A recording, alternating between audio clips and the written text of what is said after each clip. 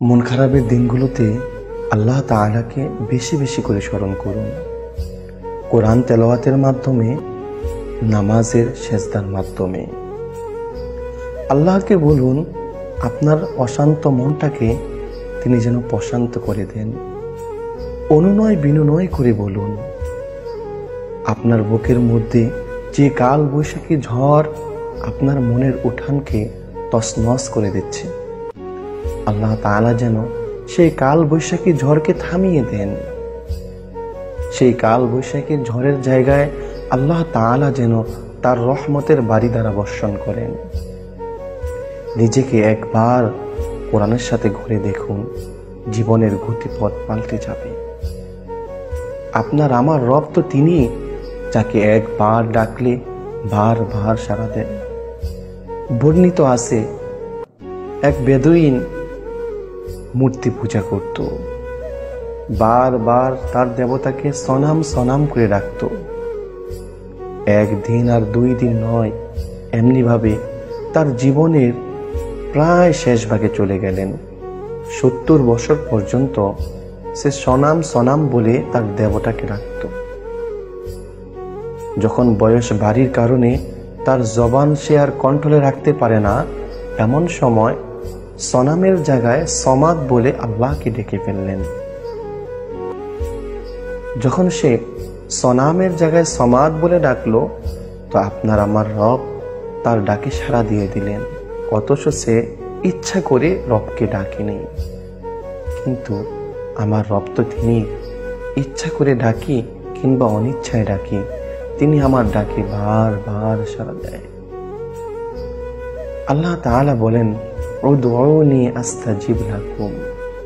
ও আমার বান্দা, তোমার এমন একটা ডাক যাবে না যে ডাকে আমি সাড়া দিব না। আল্লাহ রসুল জনাবে মুহাম্মদুর রাসূলুল্লাহ সাল্লাল্লাহু আলাইহি সাল্লাম বলেন, তোমার যদি কোনো কিছু চাইতে ইচ্ছে হয়, তোমার বুকের ভিতরে যদি কঠিন পাথর জমে থাকে, তুমি কারো কাছে শেয়ার করতে পারতেছ না, এত অশান্তির মধ্যে তুমি আছো, এত জ্বালা যন্ত্রণা তোমার বুকের ভিতরে বয়ে চলছে, তো তোমার এমন একজন রব আছে যে তোমার দিলের খবর জানে। তুমি যদি তোমার রবের কাছে অনুনয় বিনয় করে বারবার যদি বলো, তোমার রব তোমার ডাকে সাড়া দিবে, তোমার দুঃখ কষ্টগুলোকে দূর করে দিবে। তোমার রব তো তিনি, যিনি তুমি না চাইতে শ্রেষ্ঠ নবীর শ্রেষ্ঠ উম্মত হিসাবে তোমাকে দুনিয়ায় পাঠাইছে। তোমার রব তো তিনি, যিনি তুমি না চাইতে দৈনিক 1000 বার তোমাকে শ্বাস নেওয়া এবং বের করার মতো সক্ষমতা আল্লাহ তাআলা দিয়েছেন।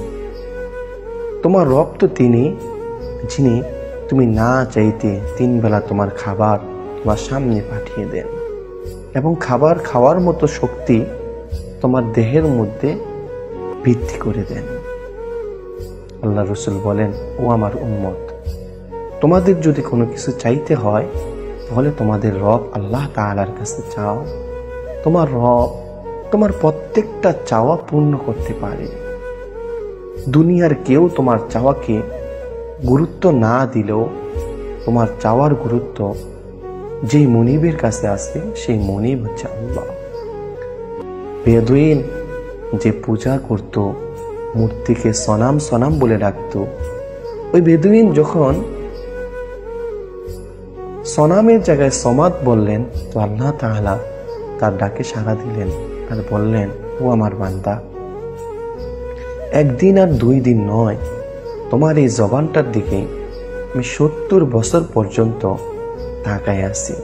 কখন তুমি আমাকে রব বলে ডাকো, আমাকে আল্লাহ বলে ডাকো, আমার কাছে প্রার্থনা করো, আমার কাছে সাহায্য চাও, এই জবানটার দিকে আমি তাকিয়েছিলাম। আজকে যখন তুমি আমাকে সমাদ বলে ডাকলা, তো আমার কলিজার মধ্যে তোমার জন্য এত বেশি মায়া এবং এত বেশি ভালোবাসা জন্মিয়েছে, তুমি এখন যা চাবে তোমাকে তাই দেওয়া হবে।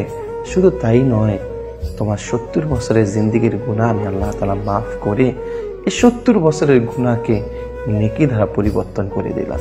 সুবহানাল্লাহ।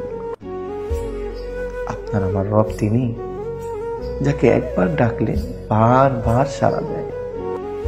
এই জন্য দোস্ত, আপনার আমাকে অনেকেই কষ্ট দেয়, আমরা অনেকের দ্বারা কষ্টে পাই। কেউ ইচ্ছা করে কষ্ট দেয়, কে তার মনের অজান্তে আমাদেরকে কষ্ট দিয়ে থাকেন। এই কষ্টের কথাগুলো যদি আল্লাহ তাআলার কাছে বলি, আল্লাহ তাআলা আমাদের কষ্ট দূর করে দিবেন।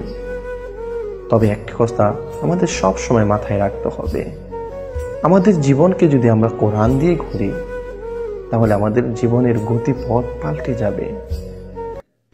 কোরআন মানে শান্তি, কোরআন মানে সম্মান, কোরআন মানে ইজ্জত। আপনি একটু লক্ষ্য করেন না, আপনার ঘরের মধ্যে 1000 টাকার দরজা আছে লাগানো প্লাস্টিক, কিন্তু এই দরজার মধ্যে আপনি বারবার পা লাগাইতেছেন, আপনার মনের ভিতরে একটু অনুভূতি আসে না যে তাকে অসম্মান করতেছেন। কিন্তু একটা জিনিস কি লক্ষ্য করছেন, আপনার ঘরের মধ্যে যে 30 টাকা দামের রেহালটা, ওইটার মধ্যে যদি একটু পা লেগে যায়, তাহলে আপনার মনের ভিতরে কিরকম ভূমিকম্প তৈরি হয়। এই 30 টাকার রেহালের ভিতরে কেন এত সম্মান আসলো? কারণ হচ্ছে কোরআনের সাথে তার সম্পর্ক ঘুরে গেছে, এই কারণে তার সম্মান আল্লাহ তাআলা বৃদ্ধি করে দিয়েছেন। শুধু তাই নয়, আপনি একটু লক্ষ্য করে দেখেছেন, আপনার 1000 টাকা দামের কাপড় জামা আপনার কতবার পায়ে লাগতেছে, আপনার মনের ভিতরে কি একটু অনুতপ্ত আসে যে এত দামি কাপড় কেন আমার পায়ে লাগতেছে? মনের ভিতরে দুঃখ কষ্ট এরকম লাগে? অবশ্যই বলবেন যে না। একটা জিনিস লক্ষ্য করেন, যে কাপড়ের কোনো মূল্য ছিল না, ছোট একটা টুকরা, যে কাপড়টা কোনো কাজে লাগে না, এই টুকরা কাপড়টা, কম দামি কাপড়টা, যে কাপড়টা কাজে লাগে না, এই কাপড়টা যখন কোরআনের গিলাফ হয়, তখন যদি আপনার পায়ে লাগে, মনের ভিতরে ভূমিকম্প তৈরি হয় তো? অবশ্যই বলবেন যে হয়। কারণটা কি জানেন? কোরআন তাকে সম্মান দিয়েছে।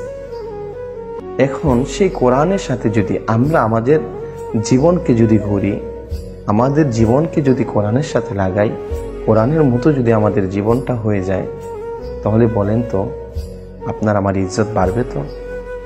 অবশ্যই বাড়বে। এই জন্য আসুন কোরআন দিয়ে জীবন গড়ি, কোরআনের সাথে চলি, বেশি বেশি কোরআন তেলাওয়াত করি।